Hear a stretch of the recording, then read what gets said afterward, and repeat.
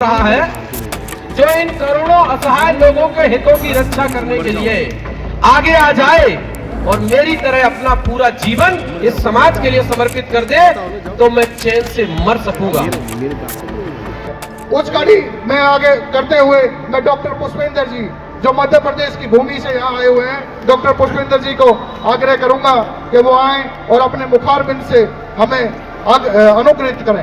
Doctor Pushpendra जी। मैं जल्दी सभी नहीं है, गिरजान कोई बात नहीं। हाँ, गिरजान तो कोई बात नहीं।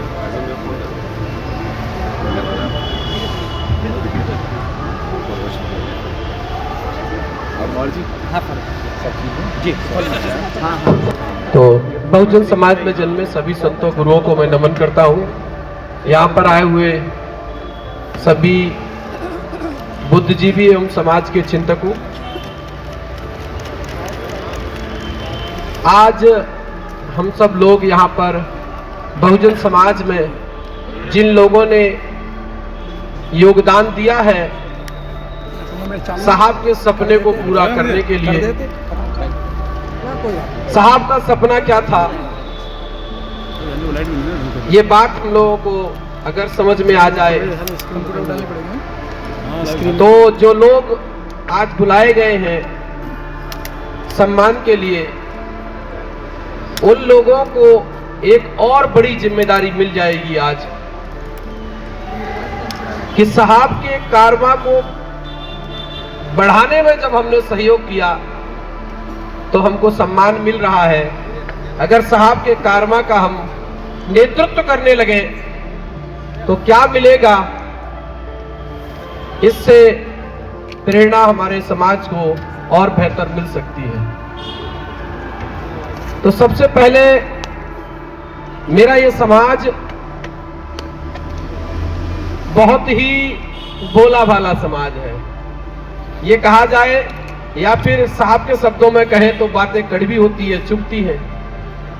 चूंकि मैं पेशे से एक चिकित्सक हूं और चिकित्सक का काम होता है सबसे पहले बीमारी डायग्नोस करना है। सबसे पहले हमको पता होना चाहिए हमारी बीमारी क्या है, फिर हमको ये पता होना चाहिए इस बीमारी का कारण क्या है, फिर हमको बीमारी की दवा पता होना चाहिए, फिर बीमारी की दवा को खाने का तरीका पता होना चाहिए, और फिर वो बीमारी आगे ना बढ़े, दोबारा ना आए, तो उसका परहेज पता होना चाहिए। अगर ये 5 चीजें हमको पता चल जाए तो बीमारी को खत्म किया जा सकता है, और जब बीमारी खत्म हो जाती है तो शरीर स्वस्थ हो जाता है। यही स्वस्थ शरीर की पहचान है, यही परिभाषा है। बीमारी रहित शरीर है तो स्वस्थ है, और अगर कोई बीमारी है तो वो स्वस्थ नहीं है। हमारे जितने भी महापुरुष पैदा हुए ये सभी बीमार पैदा हुए, या फिर माने कि इनको एक समय ऐसा आया जब ये बीमार हो गए और ऐसी बीमारी से ग्रसित हुए कि अगर ये उसका उपचार न ढूंढते तो मारे जाते। जैसे मान के चलिए मुझे कैंसर की बीमारी हो जाए तो मैं कैंसर का उपचार खोजूंगा ही खोजूंगा अगर मुझे जीना है तो। वैसे ही हमारे ये महापुरुष हैं जिनके चित्र हम लगाते हैं, इनको सामाजिक परिवर्तन की बीमारी लग गई, और बीमारी इस कदर की लगी कि अगर वो उसका उपचार नहीं खोजते तो जी नहीं पाते। जीवन है तो बीमारी का उपचार खोजेंगे ही खोजेंगे, और नहीं तो मारे जाएंगे। और मरना कौन चाहता है, सब तो जीना चाहते, तो वो भी जीना चाहते थे, इसलिए बीमारी का उपचार खोजे। हमारी बहन ने अभी एक बहुत ही शानदार गाना गाया कि अरहत के लिए कि इंतजार कर रहे हैं हम, अरहत आएंगे हमारी नैया पार लगाएंगे। तो अच्छी बात है, न अरहत आएंगे, न बुद्ध आएंगे, न कबीर आएंगे, न रविदास आएंगे, न फुले आएंगे, कोई नहीं आएगा।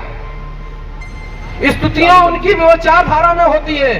हमारे यहाँ तो यह होता है कि बुद्ध का अधूरा कारवा हम पूरा करके दिखाएंगे, ऐसे संकल्पवान लोग पैदा होते हैं, स्तुतियां नहीं की जाती है। मेरा समाज इंतजार करता है, इंतजार कर रहा है कि कोई तो मसीहा आए, कोई तो मसीहा आए, कोई तो समाज को इकट्ठा करे। कोई नहीं करेगा, हमको खुद करना पड़ेगा। अगर हम नहीं निकल सकते, जो काम हम नहीं कर सकते वो दूसरा नहीं कर सकता। हमको तय करना पड़ेगा कि इस काम को हम करके दिखाएंगे। 18 मार्च 1956 को आगरा के रामलीला मैदान में बाबा साहब ने एक बात कही कि मुझे जिनसे उम्मीद थी वो लोगों ने उम्मीद को पूरा नहीं किया है। तो उन्होंने सबके बारे में कहा, जेब में डाल दे यार।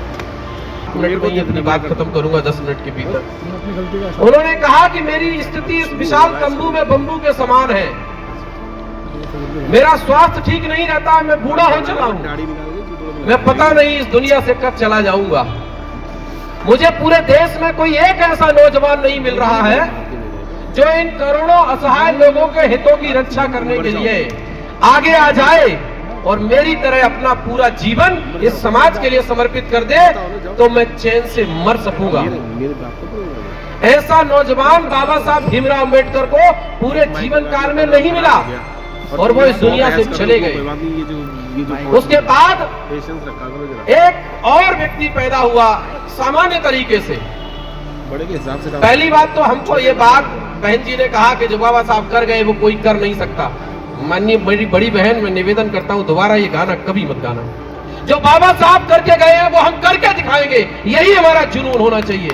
कोई नहीं कर सकता तो मतलब जो बाबा साहब कर गए हैं वो कभी होगा ही नहीं। थिंकिंग को पॉजिटिव रखना है।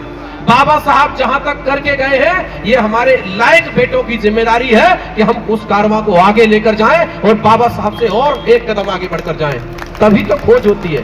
अगर खोज लालटेन पर रुक जाती तो ट्यूबलाइट नहीं आती, अगर ट्यूबलाइट पर रुक जाती तो एलईडी नहीं आती।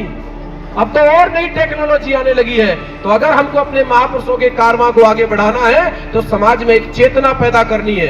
ये जो महापुरुषों को हमने इतनी ऊंचाई दे दी है कि हम अगर देखते हैं तो हमारी सिर की पगड़ी नीचे गिर जाती है। पहले उनको नीचे लाओ जमीन पर। अगर आपने महापुरुषों को भगवान बनाकर पेश कर दिया तो भगवान पैदा नहीं होते हैं, अवतार लेते हैं। और अवतार की थ्योरी हमारी नहीं है। हमारे यहाँ पर लोग सामान्य रूप से पैदा होते हैं, सामान्य रूप से संघर्ष करते हैं और संघर्ष करते हुए उस मुकाम को हासिल करते हैं। ये प्रेरणा हमको आने वाली पीढ़ियों में देनी है कि हर घर में अंबेडकर पैदा हो सकता है, लेकिन उसके लिए अंबेडकर जैसा त्याग चाहिए, अंबेडकर जैसा बलिदान चाहिए, उनके जैसा संघर्ष चाहिए। हर घर में फुले पैदा हो सकता है, हर घर में कांसीराम पैदा हो सकता है, हर घर में कबीर पैदा हो सकता है। लेकिन कबीर को पैदा होने के लिए कबीर का एक दोहा है, बहुत ही शानदार है। कबीर कहते हैं कि कामी क्रोधी लालची, बड़ा गौर करना, बहुत खतरनाक दोहा है। ये काम क्यों नहीं बन रहा है, इसी में छुपा है। कामी क्रोधी लालची, इनसे भक्ति ना होए और भक्ति करे कोई सूरमा, जाति वर्ण कुल खोए। भक्ति का मतलब ये नहीं था कि किसी भगवान के पीछे लग जाओ और जपनाम करने लगो, नहीं। भक्ति का मार्ग था जो कबीर का, वो था मानव कल्याण के दुखों का विनाश करना। ये भक्ति थी उनकी कि मनुष्य के जितने भी दुख हैं उन दुखों को दूर करना, ये भक्ति का मार्ग था उनका। लेकिन अलग प्रकार से पेश कर दिया। और वो कहते हैं कि कौन कर सकता है ऐसा, तो उसके लिए उन्होंने कहा कि कामी क्रोधी लालची, यानी जो काम में, क्रोध में और लालच में बसे हुए लोग हैं, उनसे ये काम होने वाला नहीं है। ये काम कौन कर सकता है? वो कहते हैं ये काम करेगा कोई सूरमा, जो क्या कर सकता है, जो अपनी जाति को खोने के लिए तैयार करता है और नौकरी करते करते उनको कोई इशारा कर देता है, कोई पिंच कर देता है। घटनाएं घटित होती हैं, वो नहीं होती तो कोई और होती, लेकिन वो जो करके गए हैं वो फिर भी करके जाते। तो क्या होता है, कार्यक्रम आयोजित किया था 14 अक्टूबर 1956 को, माफ करना, 14 अक्टूबर 1956 को बाबा साहब भीमराव अंबेडकर एक कार्यक्रम आयोजित करते हैं। उस कार्यक्रम में कहते हैं कि अब मेरा क्या हो रहा है, नया जन्म हो रहा है, मैं नए जन्म में प्रवेश करने जा रहा हूं, अब मैं पुराना नहीं रहा। तो जिस दिन भी महापुरुषों के जीवन में घटनाएं घटित होती है, उसी दिन उनका नया जन्म होता है, क्योंकि वहां से वो नया अध्याय शुरू करते हैं, वहीं से शुरुआत होती है इस मूवमेंट की। तो ये दिन मेरे जीवन में भी आया 15 सितंबर 2021। जब मैं इस काम को करने की मन में ठान चुका और मुझे समझ में आ चुका कि मुझे क्या करना है, और इसके लिए जब काम करना शुरू किया तो समझ में आया कि हमसे पहले भी हमारे पुरखों ने कुछ काम किए हैं। तो हमारी बात कहां से बिगड़ी है और कहां तक बनती आई, तो बात बिगड़ी कांसीराम साहब के जाने के बाद। तो हमने कहा साहब कब गए, तो याद आया 9 अक्टूबर।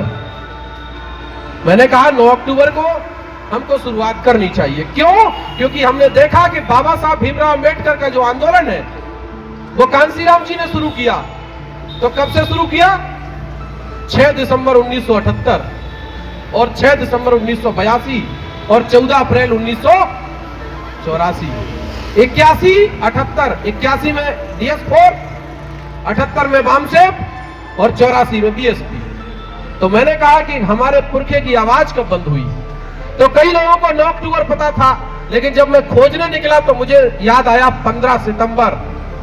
15 सितंबर वो दिन था जिस दिन मान्यवर कांसीराम साहब हैदराबाद की धरती पर एक कैडर कैंप को आयोजित करने गए हुए थे। वहां वो एक सभा को एड्रेस करते हैं, उसके बाद अपने लोगों का कैडर कैंप लेते हैं और वहां पर वो एक स्पीच देते हैं कि मैंने इतनी तैयारी कर ली है कि इस ब्राह्मणवाद को, यही स्पीच उन्होंने इंदौर में भी दी थी जिसमें मेरे पिताजी गए हुए थे। वो कहते हैं कि मैंने ऐसी तैयारी कर ली है कि आने वाले 10 सालों के अंदर मैं ब्राह्मणवाद को इस जमीन के अंदर 20 हाथ गड्ढे गहरे में दफन कर दूंगा, ये कभी फिर उठ नहीं पाएगा। और आप आश्चर्य करेंगे जानकर, उस मसीहा का वो आखिरी स्पीच था। उसके बाद उनका ब्रेन हेमरेज हो जाता है, उनकी आवाज चली जाती है। आवाज जाने के बाद भारत की धरती पर कभी भी जैसा कैंप साहब ने किया वैसा कैंप कोई आयोजित दोबारा नहीं करता है। मुझे समझ में आ गया कि मुझे शुरुआत करनी है। और 15 सितंबर 2021 को ग्वालियर की धरती से मैंने और मेरी जीवन साथी ने दोनों ने मिलकर फैसला किया। अभी सर ने बताया कि इन्होंने सब कुछ छोड़ दिया। ये सब वहां तक के लोगों के लिए तो ठीक है जो सामान्य लोग हैं, छोड़ा कुछ नहीं जाता है।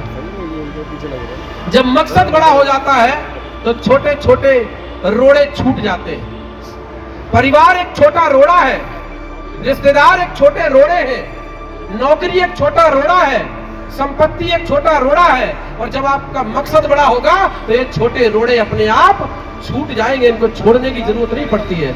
आप संकल्प मकसद के लिए लेते हैं, और जब आप संकल्प मकसद के लिए लेते हैं तो आप भरोसा रखिए दुनिया की कोई ताकत आपको फिर पछाड़ नहीं सकती, क्योंकि आपने वही करने का फैसला किया है जो बुद्ध ने, कबीर ने, रविदास ने और फुले ने और अम्बेडकर ने किया है और कांसीराम करके गए।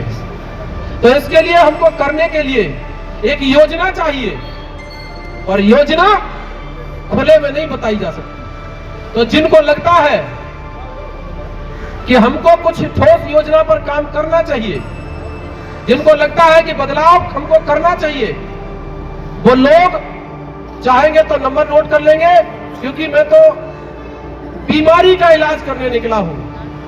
बड़ी गंभीर बात कह रहा हूं। जिनको लगता है कि हम बीमार हैं वो फोन करेंगे और डॉक्टर के पास जाएंगे, और जिनको लगता है कि हम स्वस्थ हैं वो कभी डॉक्टर के पास जाएंगे नहीं जाएंगे।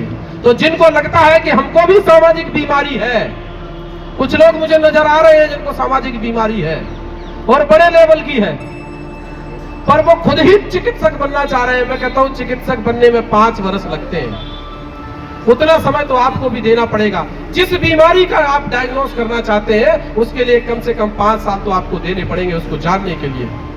तो एक आप IAS बेहतर हो सकते हैं, एक IPS बेहतर हो सकते हैं, लेकिन सामाजिक परिवर्तन की बीमारी का अगर डॉक्टर बनना है तो पहले सामाजिक परिवर्तन को आपको समझना होगा, और समझ जाएंगे तो आप उसका इलाज भी खोज लेंगे। तो जिनको लगता है कि हम 082 149 799 082 149, और मैं उम्मीद करता हूं कि जो बीमार लोग हैं वो या तो मेरी बीमारी दूर करेंगे या फिर जो खुद बीमार हैं वो अपनी बीमारी का इलाज हमसे लेंगे या हमारा इलाज करेंगे। मुझे पूरा भरोसा है तो ये काम जरूर आगे बढ़ेगा।